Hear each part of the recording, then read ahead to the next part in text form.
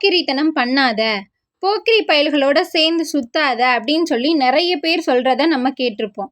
அதே போல திருவிழாக்கள்ல போக்கிரித்தனம் செய்தவர்களை காவல்துறை விரட்டி பிடித்தது அப்படின்ற செய்தியையும் நம்ம படிச்சிருப்போம். ரஜினியோட போக்கிரி ராஜால இருந்து விஜயோட போக்கிரி படம் வரைக்குமே சினிமா படங்கள்ல போக்கிரி அப்படின்ற பெயர் வந்திருக்கதை நம்மளால பார்க்க முடியுது.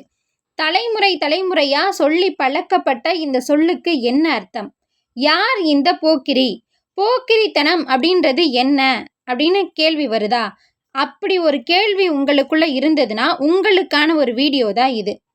போக்கிரி அப்படின்றது ஒரு குறிப்பிட்ட ஒரு தொழிலை செய்யக்கூடிய ஒரு மக்கள் கூட்டத்தோட பேர். இவங்க எவ்வளவு எண்ணிக்கையில இருந்திருக்காங்க அப்படின்றது நமக்கு தெரியல. ஆனா நிறைய பேர் இருந்திருக்காங்க.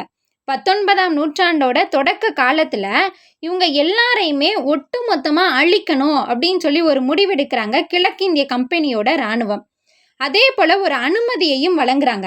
கண்ணில் படக்கூடிய போக்கிரிகள் எல்லாரையுமே எல்லா நேரத்திலையும் நீங்க சுட்டு கொள்ளலாம் அப்படின்ற ஒரு அனுமதியையும் கும்பெனி இராணுவம் இராணுவ வீரர்களுக்கு வழங்குது. இப்ப என்ன அப்படின்னா, இவ்வளவு பெரிய அழித்தொழிப்ப போக்கிரிகள் மீது நிகழ்த்த காரணம் என்ன?